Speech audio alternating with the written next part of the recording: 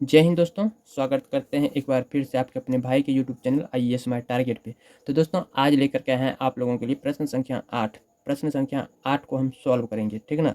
तो आप लोगों को बता दें कि ये सब्जेक्टिव टाइप में आंसर हम इनका देंगे, तो सबका आंसर अपने अपने हिसाब से अलग अलग होंगे, ठीक ना।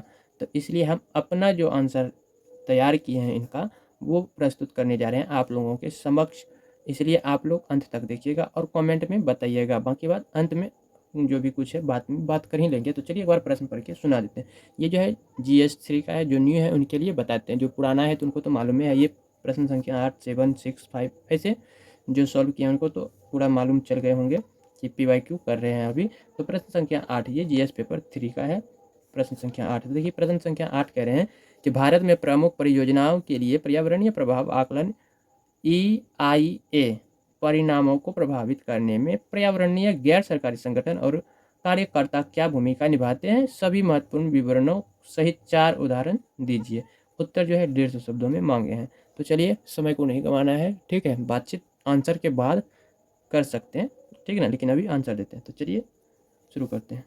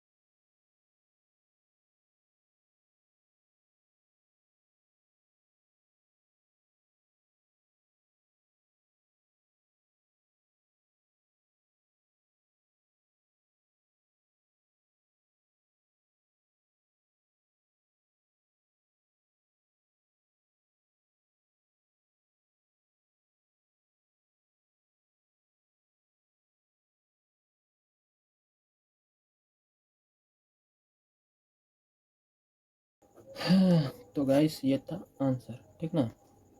तो चलिए एक बार इनको पढ़ के सुना देते हैं, फिर बातचीत करते हैं, ठीक है। तो बातचीत थोड़ा सा करना है, नहीं भी करना है, ठीक है। तो आप लोग कमेंट किए नहीं, जो कमेंट पे बातचीत करेंगे। तो फिलहाल चलिए आंसर पे बात कर लेते हैं। तो देखिए यहाँ प्रश्न क्या कह रहे थे। प्रश्न कह रहे थे कि भारत में प्रमुख परियोजनाओं के लिए जो है पर्यावरणीय प्रभाव आकलन EIA परिणामों को प्रभावित करने में पर्यावरणीय गैर सरकारी संगठन और कार्यकर्ता क्या भूमिका निभाते हैं, सभी महत्वपूर्ण विवरणों से जो है 4 उदाहरण दीजिए। 4 उदाहरण देना था।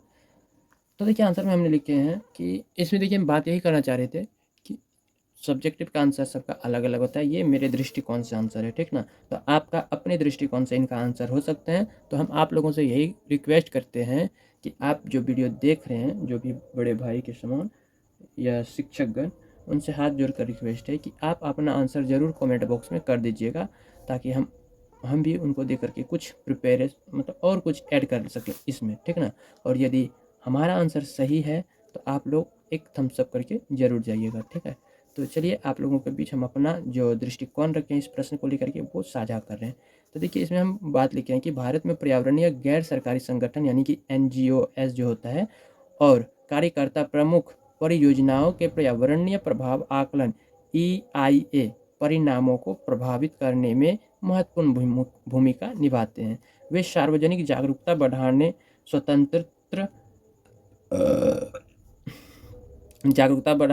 स्वतंत्र वैज्ञानिक डेटा प्रदान करने, नीति सुधार की वकालत करने और कानूनी हस्तक्षेप के माध्यम से पर्यावरणीय सुरक्षा सुनिश्चित करते हैं। निम्नलिखित 4 उदाहरण इस भूमिका को स्पष्ट करते हैं। जैसे पहला उदाहरण में लिखे हैं नर्मदा बचाओ आंदोलन। तो देखिए, नर्मदा बचाओ आंदोलन जो है ये सरदार सरोवर बांध परियोजना के खिलाफ इस आंदोलन का नेतृत्व मेघा पाटकर और बाबा आमटे ने किया। उन्होंने विस्थापन और पर्यावरणीय प्रभावों पर ध्यान आकर्षित किया, जिससे परियोजना की समीक्षा और पुनर्वास नीतियों में सुधार हुआ, ठीक है। दूसरा, साइलेंट वैली परियोजना जो कि केरल में हुआ था। केरल शास्त्र साहित्य परिषद KSSP और अन्य कार्यकर्ताओं ने साइलेंट वैली में एक जल विद्युत परियोजना का विरोध किया, जिससे इस क्षेत्र को राष्ट्रीय उद्यान घोषित किया गया और जैव विविधता संरक्षित हुई। तीसरा लिखे हैं कि वेदांता बॉक्साइट खनन परियोजना जो कि ओडिशा में हुआ था। तो स्थानीय समुदायों और कार्यकर्ताओं ने न्यामागिरी पहाड़ियों में वेदांता रिसोर्सेज की खनन परियोजना का विरोध किया, जिससे भारत सरकार ने परियोजना को मंजूरी नहीं दी। चौथा लिखे हैं कि मुंद्रा पोर्ट और SEZ परियोजना।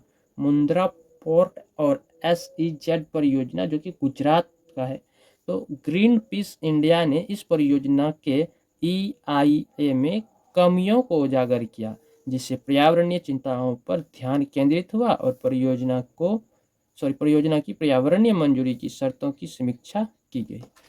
इसी के साथ हम निष्कर्ष में लिखे हैं कि इन उदाहरणों से स्पष्ट होता है कि पर्यावरणीय NGOs और कार्यकर्ता EIA प्रक्रियाओं में महत्वपूर्ण भूमिका निभाते हैं, जिससे परियोजनाओं की पर्यावरणीय स्थिरता और सामाजिक जिम्मेदारी सुनिश्चित होती है, ठीक है। तो टू द लाइन टॉपिक में लिखे हैं आंसर। आप लोग अभी जो लिखे आप लोगों के बीच जो अपना दृष्टिकोण रखे, जो पढ़ के एक्सप्लेन किए, तो आप लोग समझ सकते होंगे कि टू द लाइन ही लिखे हैं या कहाँ मतलब क्या क्या ऐड करना पड़ेगा, तो आप लोग कमेंट के माध्यम से आप लोगों के ऊपर छोड़ दिए। तो अब चलिए मिलते हैं नेक्स्ट वीडियो में। प्रश्न संख्या उसमें 9 को हम सॉल्व करेंगे। तो आज के लिए इतना ही, मिलते हैं अगले वीडियो में। फिलहाल के लिए एक थम्स अप कर दीजिए, अपने भाई को प्लीज़ सपोर्ट कीजिए ताकि आगे स्टडी इसी तरह चलते रहें। तो चलिए मिलते हैं फिर अगले वीडियो में।